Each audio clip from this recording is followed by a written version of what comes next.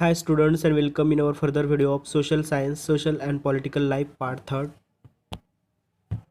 Students, we are learning the chapter that is about secularism. And see students, today we have to see about the third way in which Indian secularism works to prevent domination listed earlier in is through a strategy of intervention. So students, you have to open the page number 23rd and listen carefully. See students, third way जो है Indian secularism का जो work करता है to prevent the domination listed earlier in through the strategy of intervention. यानी intervention यानी क्या बच्चों? इंटरवेंशन का मीनिंग है हस्तक्षेप. जो भी सरकार है किसी भी रिलीजन में हस्तक्षेप नहीं करेगी, उसके लिए ये रूल है. ठीक है, इंडियन सेक्युलरिज्म में. You read earlier in this chapter about untouchability. Earlier के चैप्टर में हमने देखा अनटचेबिलिटी यानी निछूत क्या रहता है, और जो अस्पृश्यता रहती है वो क्या थी. This is a good example fair members of same religion upper caste Hindus dominated other members some lower caste within it. ये इसमें क्या देखा था हमने? जो भी अस्पृश्यता थी, अनटचेबिलिटी थी, उसमें देखा था कि जो भी अपर कास्ट के जो भी लोग थे हिंदूज, वो क्या करते थे? डोमिनेट करते थे लोअर कास्ट के लोगों को.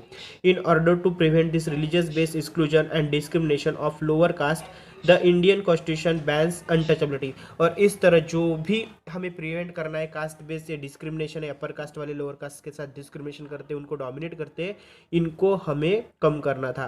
इन this instance the state is interfering in the religion in order to end the social practice that is believes discrimination and excludes that is violates the fundamental rights of lower caste who are citizens of this country.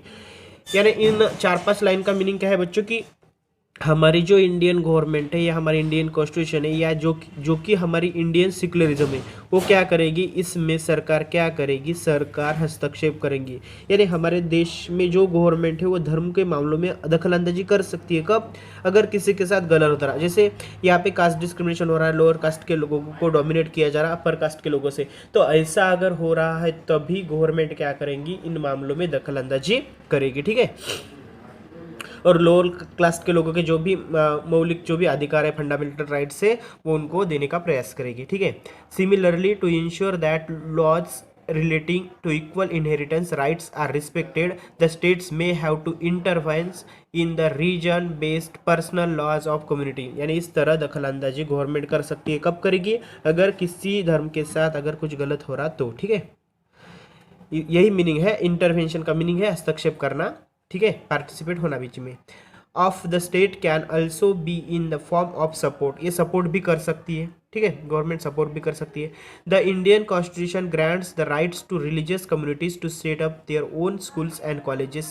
Own किसी religious community के own schools और colleges भी कर सकते हैं. This it also gives them financial aids on the non preferential basis. Financial aid भी दे सकती है.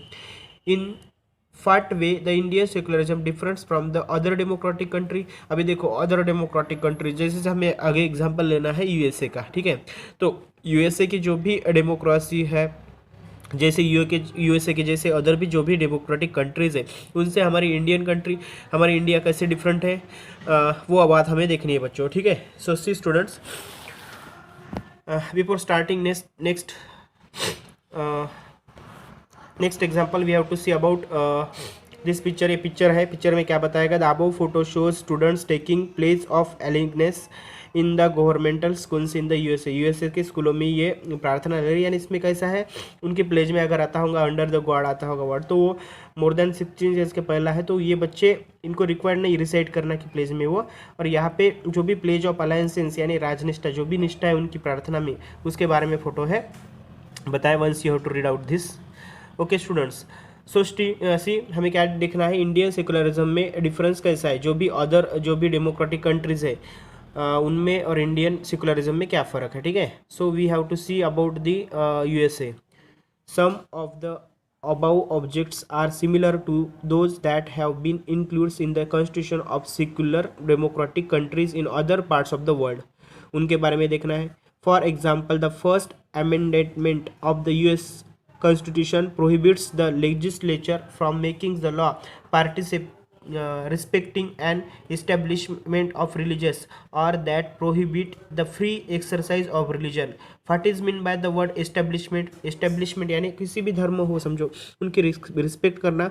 और दूसरी बात है जो भी कौन से रिलीजन की इस्टेब्लिशमेंट होगी, स्थापना होगी, तो उनका जो भी है उनको उनके जो भी एक्सरसाइज है वो करने देना, जिस ठीक है, उनको फ्री उनकी एक्सरसाइज करने देना या प्रैक्टिस करने देना, ठीक है। word establishment is that legislature cannot declare any religion as the official religion, यानी legislation क्या डिक्लेयर नहीं कर सकती कि कौन सा भी एक रिलीजन ऑफिशियल रिलीजन नहीं होगा।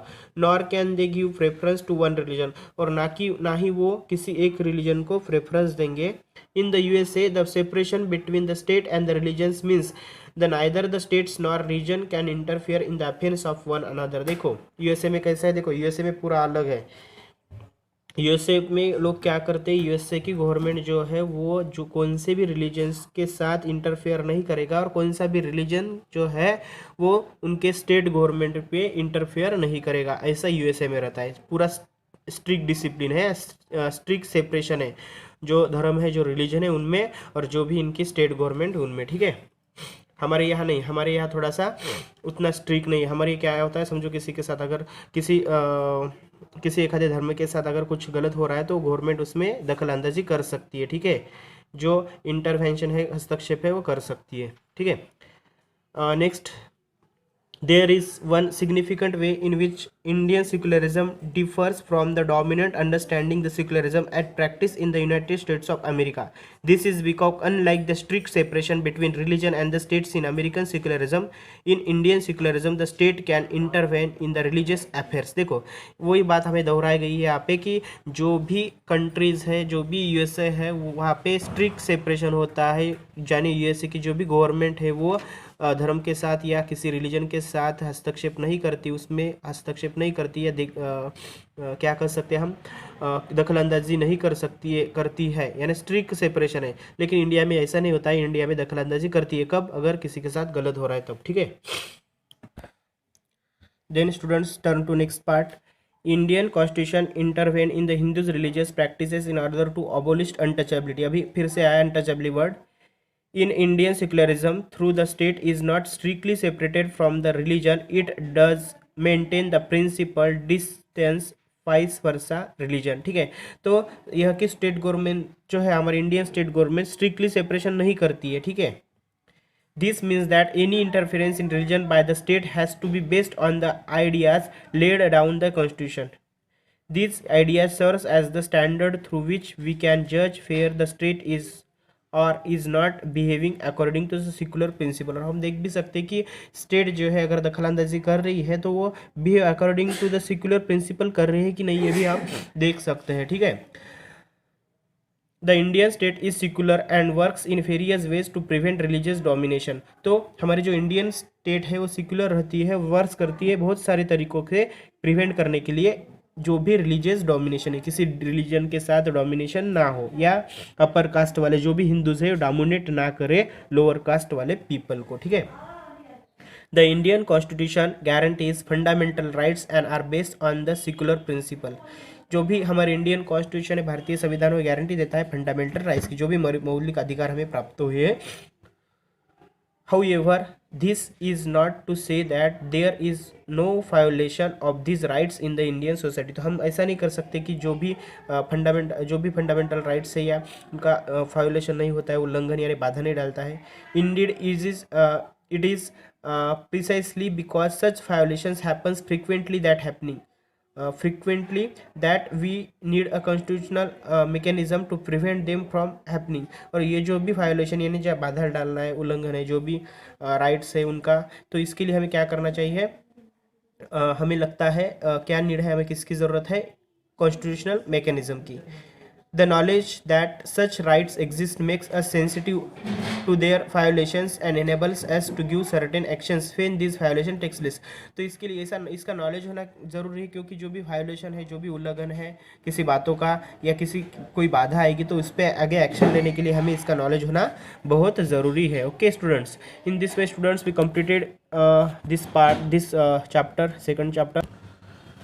after this video I will send you the exercise of this lesson by PDF. And students, next we will we will start our next chapter, that is chapter number 3. Why do we need a parliament? Parliament की क्यों ज़रूरत है? We will see in our further video.